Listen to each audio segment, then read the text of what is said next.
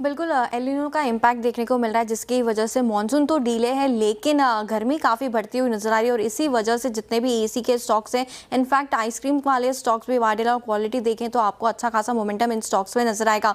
2026 को El Nino का साल कहा गया आईएमडी की तरफ से और 16 जून तक देखें तो सामान्य से 35% कम मानसून अब तक आते हुए नजर आया। इनफैक्ट कई राज्यों में, कई क्षेत्र में देखें तो आपको 57% भी बिलो नजर आएगा। सेंट्रल में 57% कम मानसून आते हुए नजर आया। ईस्ट नॉर्थ ईस्ट में देखें तो 41% तक जो मानसून है वो काफ़ी कम है और इसकी वजह से जो हीट वेव से समर्स है वो पीक होते हुए नजर आ रहा है। अब इसका बेनिफिट सीधा सीधा एसी कंपनीज को मिलता है, जो आइसक्रीम मैन्युफैक्चरर्स होते हैं उनको मिलता है। लेकिन दूसरी तरफ जैसे कि आपने कहा कुछ शहरों के लिए नेगेटिव भी होता है, जैसे कि डिमांड पर इम्पैक्ट देखने को मिल सकता है, रूरल डिमांड इम्पैक्ट पर हो सकती है बारिश कम होने की वजह से, तो एफएमसीजी प्लेयर्स भी फोकस में आते हैं। लेकिन आज बजिंग स्टॉक्स में आपको एसी स्टॉक्स नजर आएंगे तो यहाँ पे फोकस करके चल सकते हैं। मॉनसून पर आईएमडी का बयान आते हुए दिखा, जहाँ पे उनका कहना है कि महाराष्ट्र गुजरात में अभी सामान्य से कम काफ़ी मॉनसून जो है वो आते हुए नजर आया है। सितंबर में एल नीनो का सबसे ज़्यादा असर देखने को मिलेगा, तो ये थीम सिर्फ आज नहीं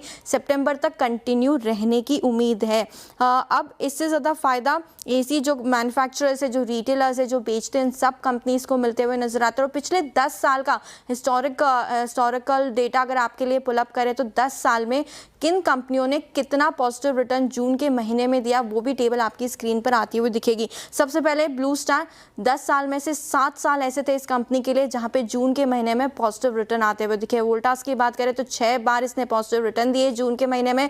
सिम्फनी भी 6 बार से ज़्यादा के 6 बार के यहाँ पे पॉजिटिव रिटर्न आते हुए नजर आए। एसआरएफ और नवीन फ्लोरिन की भी बात करें तो यहाँ पर भी 6 बार एसआरएफ और 5 बार नवीन फ्लोरिन।